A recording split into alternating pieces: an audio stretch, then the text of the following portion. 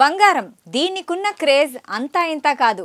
₹1,00,000 ఎప్పుడో దాటేసిన తులం బంగారం ధర ఇప్పుడు 1,50,000 కూడా దాటడానికి పరుగులు తీస్తూ సామాన్యులకు చుక్కలు చూపిస్తుంది. కాస్త తగ్గితే కొనుక్కోవచ్చన్న ఆశతో ఉన్న కొనుగోలుదారుల ఆశలపై నీళ్లు చల్లుతూనే ఉంది. దీంతో ఇప్పట్లో ఆ బంగారాన్ని సామాన్యులు కొనే పరిస్థితులు కనిపించడం లేదు. మరి ఇలాంటి పరిస్థితుల్లో ఓ నది బంగారంతో ప్రవహిస్తుంటే అమ్మో వినడానికి ఆశ్చర్యంగా ఉంది. కానీ నిజంగానే ఓ నది నీళ్లలో నిజమైన మిలమిల మెరిసే బంగారం ప్రవహిస్తుంది. ఆ నదిలో ప్రవహిస్తున్న బంగారాన్ని ఎవరైనా తీసుకోవచ్చు. ఇంత పెద్ద బంపర్ ఆఫర్ ఎక్కడుంది? ఆ నది ఎక్కడుంది అని అనుకుంటున్నారా? ఎక్కడో లేదు, మన దేశంలోనే ఆ నది ఉంది. మరి బంగారంతో నిండిన మన పురాణాల్లో సైతం చెప్పబడిన ఆ నది గురించి తెలుసుకోవాలనుకుంటే జార్ఖండ్, పశ్చిమ బెంగాల్, ఒడిశా రాష్ట్రాలకు వెళ్లాల్సిందే.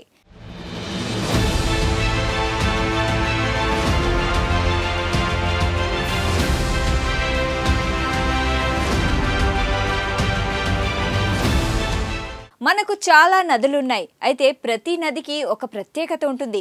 కానీ ఒక నది మాత్రం మిగతా నదులన్నిటికంటే చాలా స్పెషల్. ఎందుకంటే ఆ నది నీళ్లలో నిజమైన బంగారం ప్రవహిస్తుంది. దాని పేరు సుబర్ణరేఖా నది. దీన్నే సువర్ణరేఖ, స్వర్ణరేఖా నది అని కూడా అంటారు. ఇది జార్ఖండ్, పశ్చిమ బెంగాల్, ఒడిశా రాష్ట్రాల నుంచి ప్రవహిస్తుంది. ఈ నది ఇసుకలో బంగారు రేణువులు తలతల మెరుస్తుంటాయి. అయితే వాటిని ఎవరైనా తీసుకోవచ్చు. దీంతో స్థానిక గిరిజన ప్రజలు తరతరాలుగా ఈ నది ఇసుక నుంచి బంగారం వెలికి తీయడమే బతుకు తెరువుగా పెట్టుకున్నారు. బియ్యపు గింజంత బంగారు రేణువులను సన్నని జల్లెడలను ఉపయోగించి ఇసుక నుంచి వేరు చేస్తారు. వర్షాకాలం తప్ప సంవత్సరమంతా ఈ ప్రక్రియ కొనసాగుతుంది. ఎందుకంటే వర్షాకాలంలో నది ఉప్పొంగుతుంది.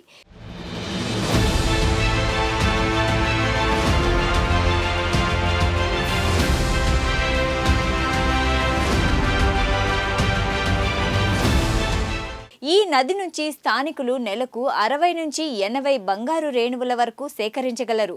ఈ రేణువులు 1 గ్రాము కంటే కొంచెం తక్కువ బరువు ఉండొచ్చు. వాటిని బంగారు వ్యాపారస్తులకు అమ్మి వచ్చిన దాంతో వారు జీవనోపాధి పొందుతుంటారు. ఈ బంగారు పారే నది పొడవు 474 కిలోమీటర్లు. ఈ నది జార్ఖండ్ రాష్ట్రంలోని ఛోటా నాగ్పూర్ పీఠభూమిలో రాంచీ నగరానికి 16 కిలోమీటర్ల దూరంలో ఉన్న నాగడి గ్రామంలో పుట్టింది. తూర్పు దిక్కుగా ప్రవహిస్తూ జార్ఖండ్, పశ్చిమ బెంగాల్, ఒడిశా రాష్ట్రాల మీదుగా ప్రయాణించి చివరకు బంగాళాఖాతంలో కలుస్తుంది. ఖర్గై నది కూడా సుబర్ణరేఖ నదికి ఉపనది.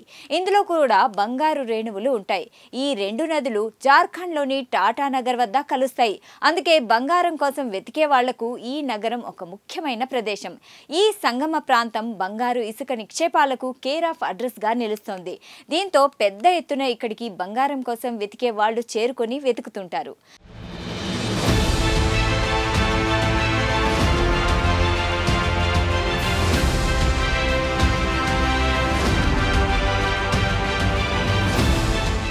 అయితే ఈ నదిలోకి బంగారు రేణువులు ఎక్కడి నుంచి వస్తున్నాయనేది వందల ఏళ్ల నుంచి మిస్టరీగానే మిగిలిపోయింది.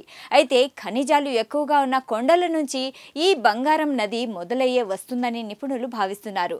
నది నీరు ఆ ప్రాంతాల ద్వారా ప్రవహించేటప్పుడు చిన్న బంగారు కణాలను తనతో పాటు తీసుకువచ్చి ఇసుక నేలలో వదిలేస్తుందని అంటున్నారు. ఏది ఏమైనా బంగారు రేణువులతో పారుతున్న నీరు చూడ్డానికి ఈ ప్రాంతానికి పర్యాటకులు క్యూ కడతారు. ఈ నదిపై 1965లో సుబర్ణరేఖ పేరుతో సినిమా కూడా వచ్చింది. దీన్ని బెంగాల్ విభజన నేపథ్యంలో తీశారు. రవీంద్రనాథ్ ఠాగూర్తో పాటు చాలా మంది బెంగాలీ రచయితల రచనల్లో ఈ నది ప్రాముఖ్యతను వర్ణించడం జరిగింది.